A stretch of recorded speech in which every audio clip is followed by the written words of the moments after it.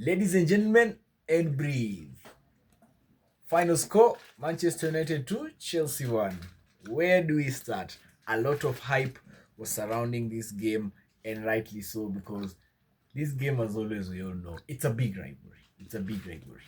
Now, where do we start from this game? Now, this was a match that United fans, and especially it was a match that could be a deciding factor for Ruben Amorim's future as far as his career as a United manager is concerned.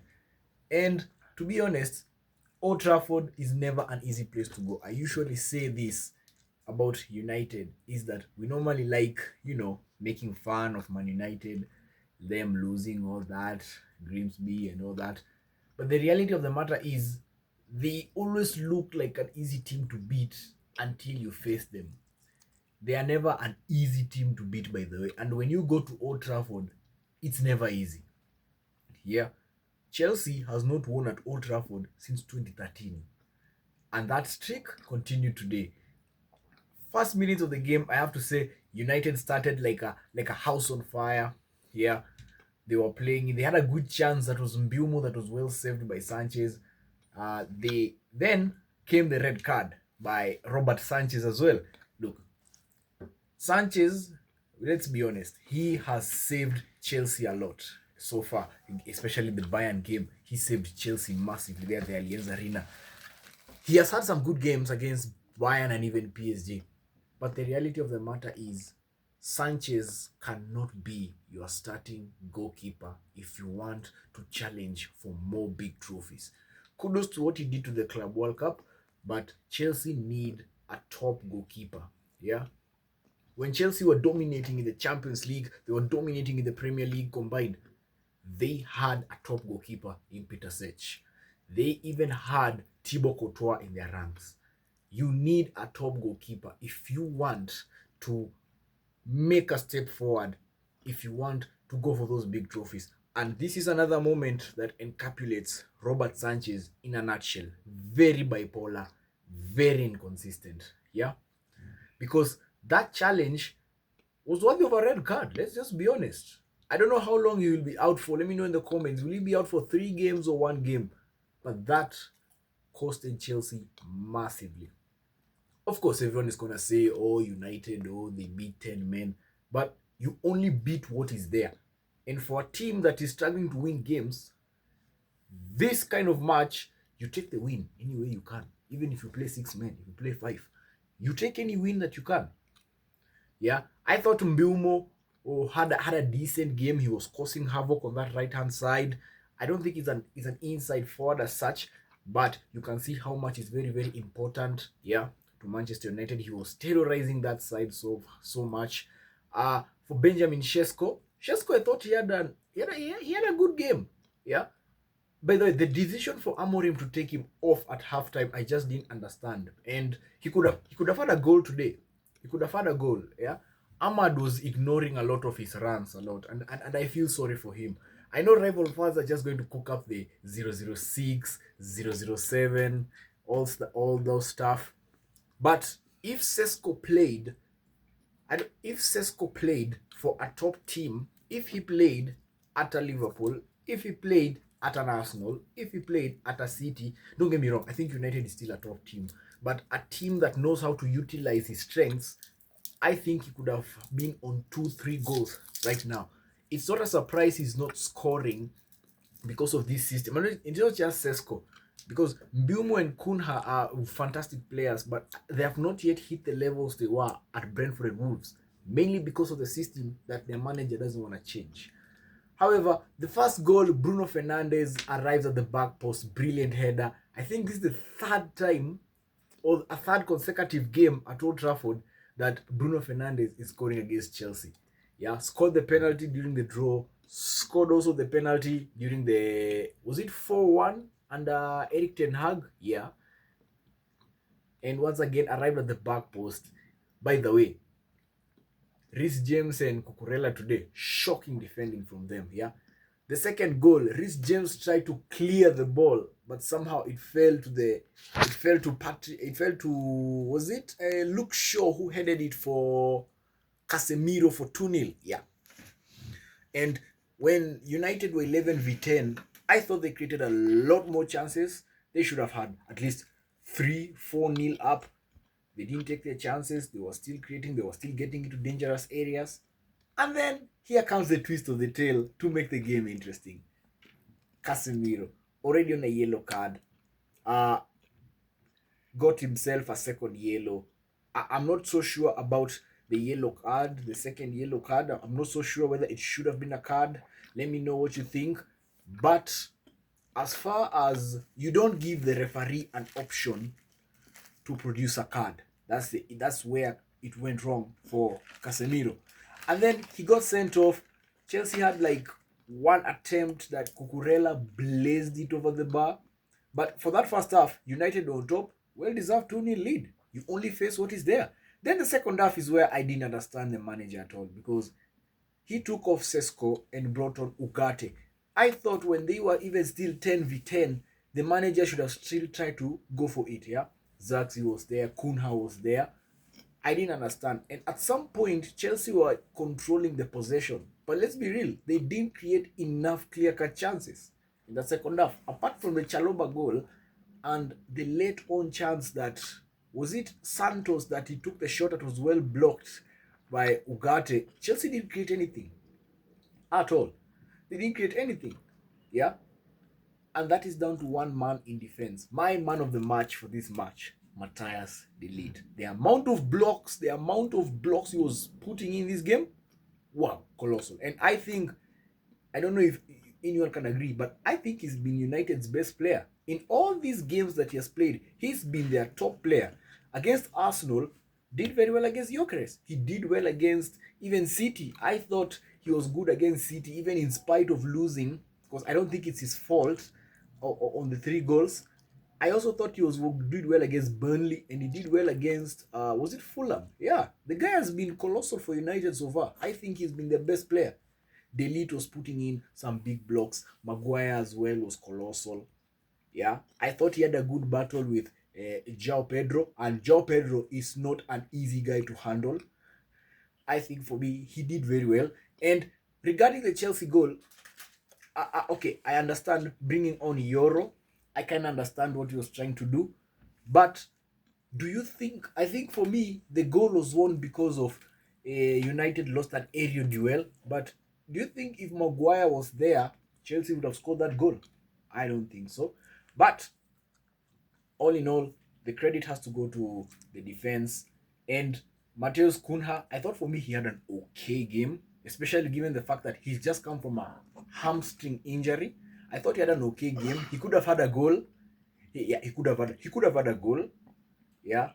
And I think I think as United go forward, the issue with United isn't much about winning games and such, because one thing I've seen from the Premier League is that they have some talented players. United have some talented players they can build from.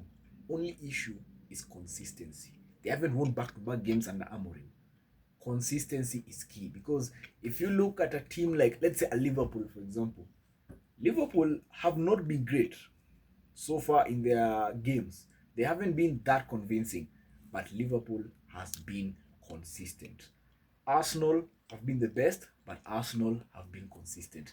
The best teams are the teams that are consistent. Real, Barca, consistent.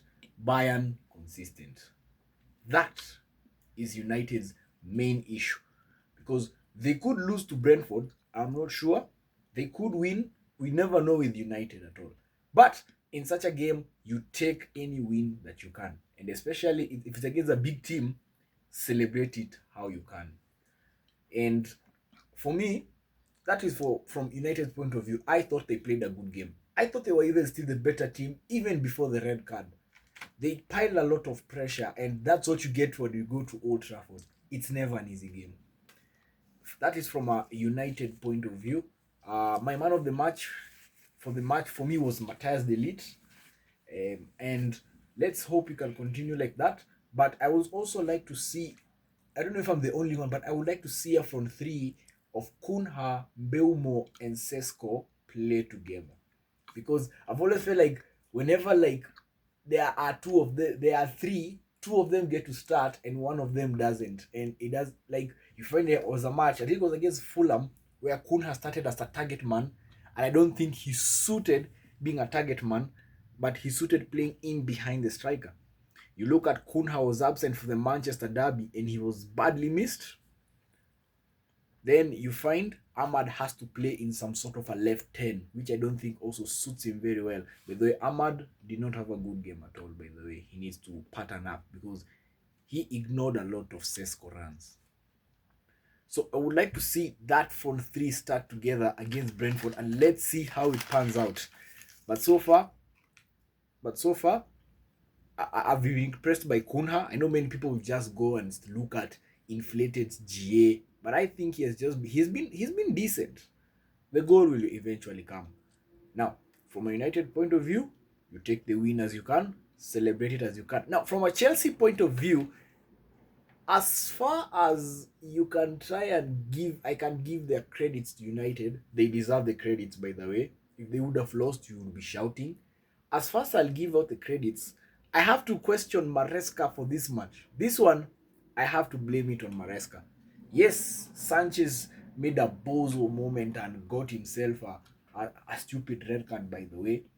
But to take off Estevao and Pedro Neto, that means you have already lost your transition threat and you are direct 1v1 in case you wanted to go 1v1. I thought today Maresca coached a 0 out of 10 game. I don't know. Today he coached a loss and he deserved that because he panicked. He went into panic mode and try and, bring in a defend and try and play for a draw or maybe try and defend the whole game, which was never going to be easy, by the way. The red card came in the 4th minute. There was no way they were going to sustain that amount of pressure for the whole 90. So Maresca messed up very bad, and by the time he realized it, it was too little too late. For the Palmer, I thought he came off. I thought there was an injury. There are reports that are saying groin. For the sake of Chelsea, for the sake of Palmer, let's hope he gets well very soon and hope it's not a serious one. But today, a lot of blame has to go to Enzo Maresca. Today, he messed up the match, and today he coached a loss. This one, I have to say, I have been crediting him a lot. I think he's a good manager. I think he's a top manager. But today, the impact, today the substitutions were just off. Yeah. Going into players, I thought Caicedo just had an okay game. I didn't think today he was at the world-class levels like we always used to. I thought today he had an okay kind of a game. Cucurella, once again, not a good game. Was shocking. Chalobah, even though he scored, I didn't think he had a good game at all. Yeah, he was giving away way too many missed passes. And Enzo Fernandez, when are we ever going to start questioning this guy? Because this guy, you cannot tell me you're paying 105 million for a midfielder that gives you a good 4 months. And he came to Chelsea in January 2023. This guy, once again, was atrocious. Yeah. I don't know which excuse Chelsea fans are going to make with him now. Yeah. He played as a 6, was average. He's not a 6. They always say he's not a 6. Play him as an 8. He played as an 8, he's average. Oh, let's try the 10. Let's try the 10. He played as a 10, was average. Tonight, against even Manuel Ugarte, he looked like the worst midfielder on the pitch. Getting dominated by Ugarte just shows how low the player is, how bad the player is. And I'm surprised how much he escapes a lot of criticism. Is it because he plays with Caicedo? Is it because he won the World Cup in 2022? He gets away with a lot. And Andre Santos came on. He looked like he looked like a better player than him. For both matches against Bayern and Chelsea, by the way, Enzo has been absolutely atrocious.